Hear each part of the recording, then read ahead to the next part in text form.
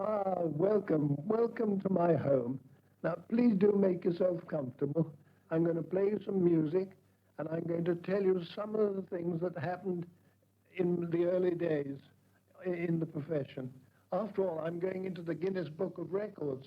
I've actually been on the stage earning my living for 70 years. It's not bad, is it? I was carried on the stage when I was 6 weeks old, and my mother got a half a crown a performance for me. So you see, I was earning my living when I was 6 weeks. And so it went on. And I was a clown in the circus when I was 7. Then I joined my father's acrobatic act. I'd like some music to come in here, because when eventually I got to the BBC television, a lot of people up there told me that I was the first one to have a signature tune. Well, it's a very easy one. It goes, "Pop Goes the Weasel." Here it comes now.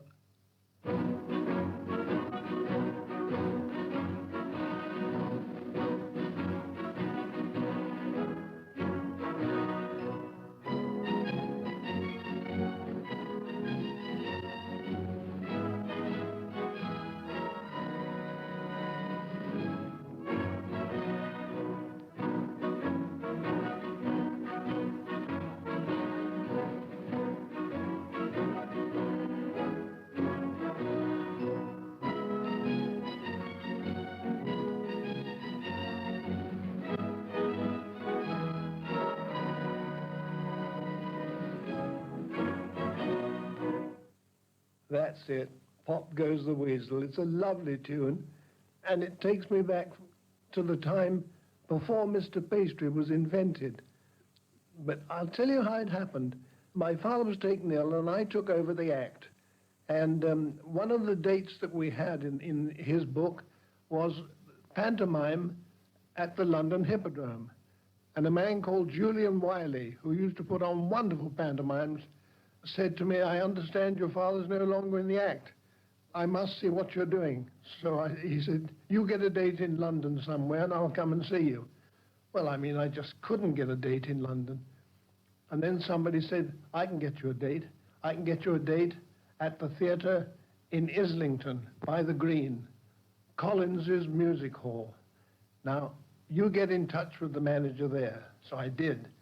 And I said, "I will come in for a very low figure, providing you give me good billing and also a good spot on the program, because I've got the famous Julian Wiley coming down here to watch me."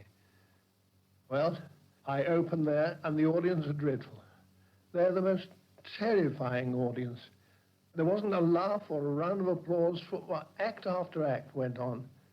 And I told the assistant manager, I said, "Please don't tell me when this gentleman arrives, because it'll put us off." Julian Wiley, I said, he's a great big star of a man.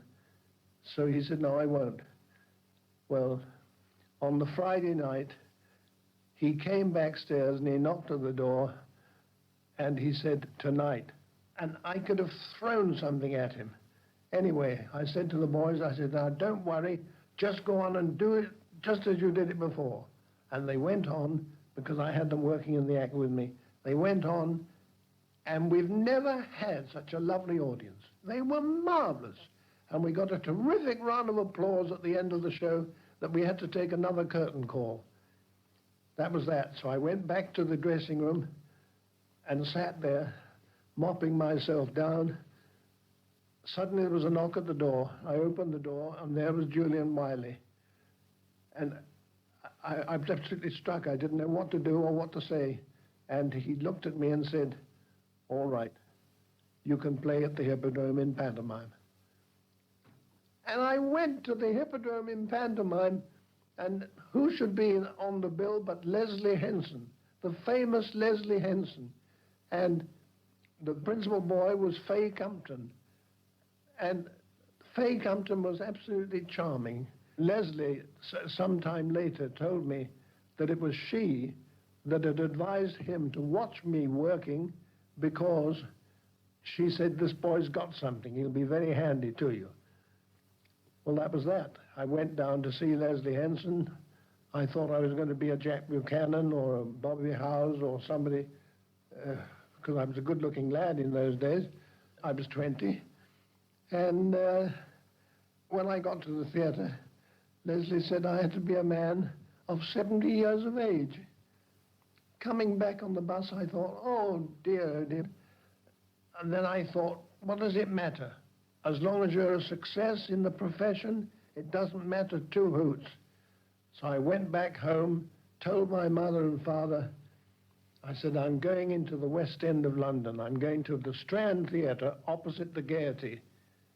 I went down there, and at the dress rehearsal, I had to put on an old gentleman's makeup. And one of my chums there, who was an old man himself, an old actor, he told me what to do. And I did this, and it looked awful. So I rubbed it all down, took it all off, and I put my own on. And I went down onto the stage, and Leslie passed me. He passed me by, right close to me. So I turned around and said, Leslie. He said, good Lord, it's Dickie Hearne. I said, does this makeup all right? He said, it's wonderful, absolutely wonderful. So you can imagine how thrilled I was. Well, we did a couple of shows at the Strand Theatre, and then we went across the road to the Gaiety Theatre, one of the best-known theatres in this country, possibly in the world, where they put on English musical comedies. It really was the most lovely theatre, and one of the most wonderful shows there, one of, I think, the best we ever did, was a show called Going Greek, and that's where I met my little wife. Going Greek was a sensational success. Now, let us go to the Alexandra Palace, where television was first transmitted. It's a lovely old building on the top of a hill, and there was this post sticking up in the air, and it was all brand new to us. Well, I don't know. Well, I do know, really, but I've got to be careful. I don't want people to think I'm big head. But the Radio Times, I was going to do a series, and it said, it is quite fair to say that Richard Hearne was the first star to have been made by television. Now, this was quite charming. And I was the first artist to have his own signature tune. And I was the first artist to have a series. So I was in television right from the very beginning, and I'm very proud to have been in it. There's something quite important that I want to tell you. I don't mind this at all, this name that I've got. I don't mind it at all. But I would like you to know that Mr. Pastry, the name wasn't given him for children. And none of the acts that he did were for children. The Lancers most certainly wasn't for children. The passing out ceremony, drinking the champagne and jumping between the chairs was another thing that was not for children. And the shifting of the piano, but children loved it, the same as they loved Charlie Chaplin. This is the main thing. If you can make children laugh sincerely, you'll make the grown-ups laugh too. And I'm very proud to be called Mr. Pastry by a lot of children that have now grown up from being about 8 or 9 when they could remember Mr. Pastry. They're now married and have got children of their own. Well, I hope that Mr. Pastry can go on entertaining them. I'll do my best. But I can't do a lot of the hefty tricks that I used to do. I used to do some really hard work. But then I was trained in the circus, and my father was one of the world's greatest acrobats. My father ended up with a very bad limp because he was knocked about so much. So he learned how to stand on his hands and do tricks on his hands that I have not seen anybody do anywhere in the world. That was my dad, God bless him. He did the most wonderful tricks on his hands. I couldn't believe some of the tricks that he did. However, I've had a lot of surprises in my life. I think one of the biggest surprises I've had was the success that I had dancing the Lancers. I've danced the Lancers literally all over the world. And my wife will play it for us. Here she is. Come on, darling. Play the Lancers for us.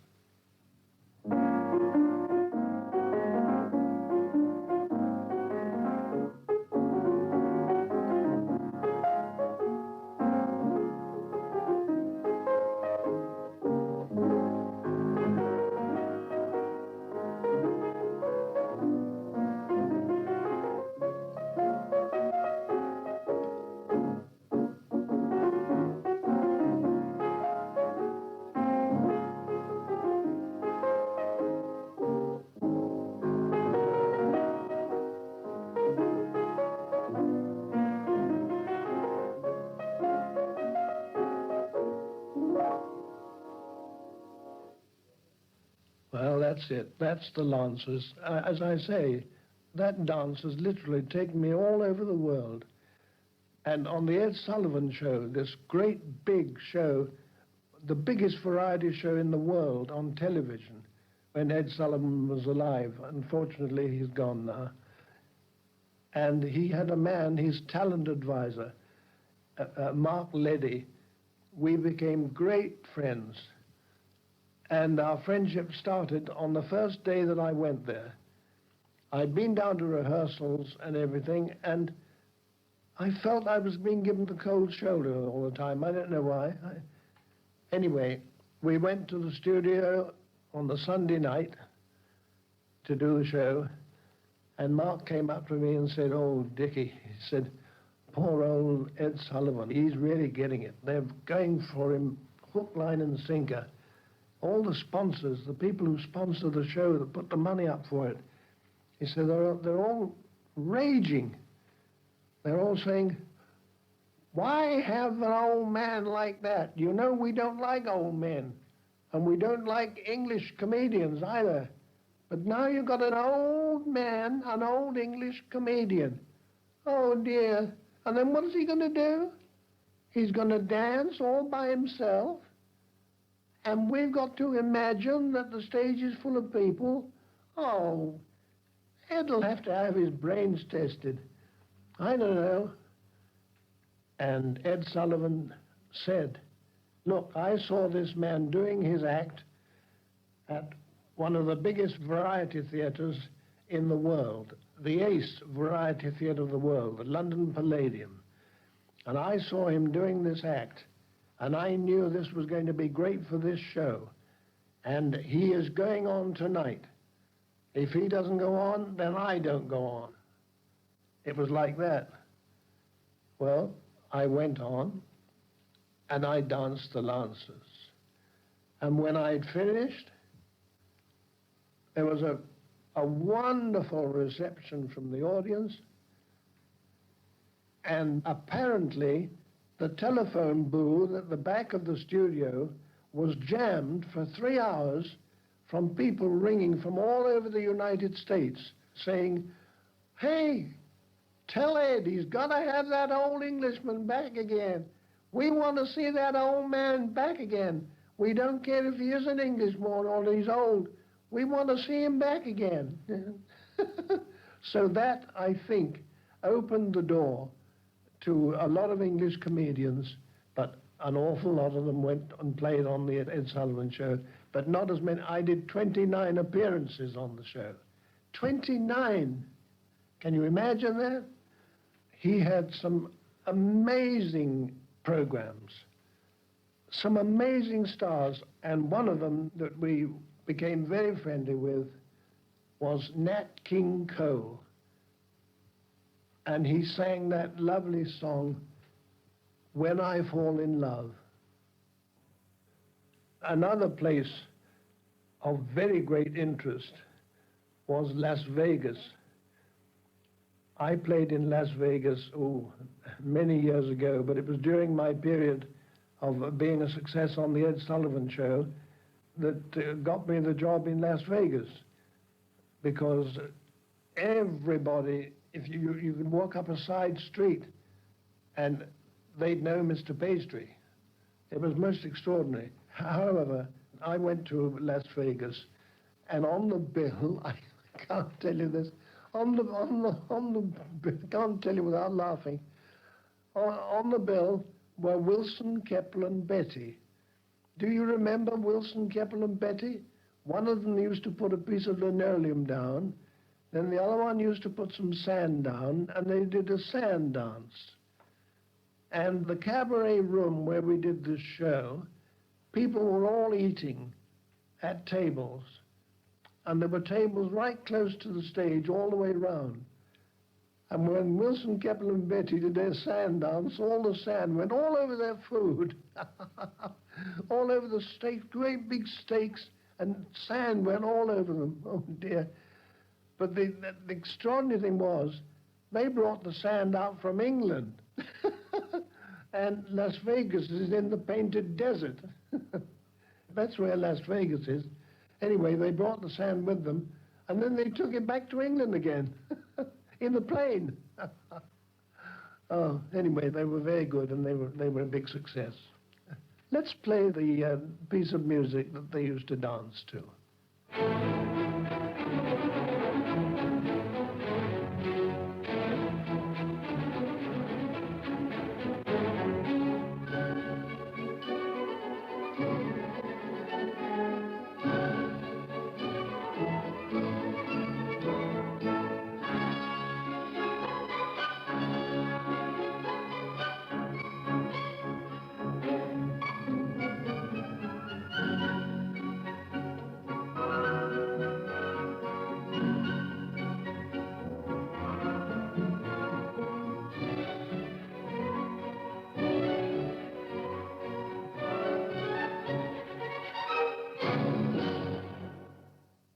Well, now we come back to London again.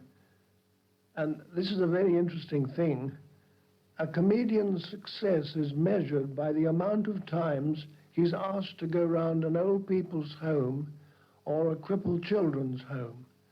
Well, all I can say is that I must have been a very funny comedian, because I certainly went to a lot of hospitals and lots of children's homes. God bless them. And of course, I've now started my own fund for crippled children. But in those days, I used to be invited to go up and do cabaret and things like that. And a big donation would be given to a particular fund. And I was invited to one, just off Piccadilly, lovely hotel. And they asked me if I could put on a cabaret for them. And I said I would. And I'm walking up Piccadilly on the way back, and suddenly met Charlie Norton of Norton and Gold, one of the crazy gang. And he said, hello, Dickie. Oh, you look a bit glum, what's the matter? Oh, I said, Charlie, I've got to put on a cabaret tonight for a really worthwhile charity. And I can't get anybody to do it. All I've got is one person and myself. I said, well, that's no good. He said, oh, I'll come. Oh, I said, well, thank you very much. Well, that's somebody. Thank you very much. That'll be the three of us. Goodbye. And off he went. That night, the whole of the crazy gang came. All of them, including Underneath the Arches. Flanagan and Allen. You remember Flanagan and Allen? They sang Underneath the Arches. Well, now, referring back to charity, I have a charity called the Mr. Pastry Swimming Pool Fund. This has been my hobby, and it's been going for nearly 20 years. Now, I tell you how this started. Another one of these homes that I was invited to go to was a place in Croydon, and it was a spastic center. And the dean took me around the various rooms, and every child there was either in leg irons, arm irons, strapped to chairs, strapped to beds. Every one of them were imprisoned in their own bodies. I thought it was dreadful because I'd never seen this before. It was the first time. And there wasn't a grumble or a grouse from any of them. They all had a jolly good sense of humour, and we had lots of laughs from these children that were pent up in these irons. And the Dean came back and he saw me, and apparently there were tears in my eyes, and he said, I can see you're upset over this. Come to the house and we'll have a cup of tea. Went to the house and met his wife. And he said, now I'm going to tell you something that'll make you happy. He said, during the summertime, when we get a nice hot day, we put the children into a bus, which we hire, and we take them down to the seaside, and believe it or not, if they are held in the water by somebody strong enough, those children can learn to swim. I said, good Lord, it's absolutely fantastic. He said, they literally can swim. So I said, well, you can't do that very often, can you? I mean, we don't get all those hot days. He said, no. He said, that's the unfortunate part. And I said, well, why don't you have a pool here in the garden, covered with glass like a big greenhouse, have the water heated and the interior of the greenhouse heated, and then these children could use it all the year round. And he said, Mr. Pastry, that is a prayer that one day will be answered. And that was a pistol to Mr. Pastry's head. I started straight away, and I was able to raise the money for that pool. And so it has gone on. The Bush Telegraph went out. Mr. Pastry is doing a wonderful job of work. It went on and on and on. We are now on our 112th swimming pool, 112th, throughout the United Kingdom, Scotland, Wales, and all over England.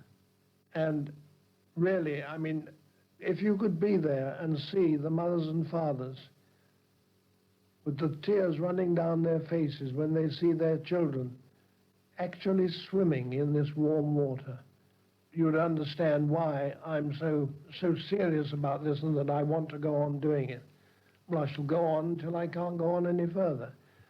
The fund has raised over £500,000 without a farthing in expenses. I won't have any expenses connected with my fund. I'm honorary, I'm the honorary founder. My wife is the honorary secretary and treasurer, and my brother-in-law is the honorary medico. He was a naval surgeon. I think the fund is unique, and I'm very proud of it. Now, our very first pool was opened by Julie Andrews. Well, there we are. That's some of the experiences I've had. I can't tell you all of them, otherwise we'd be here for about a fortnight. Anyway, I hope you enjoyed it. Well, thank you very much for coming. Good night to you, and God bless you. Night-night.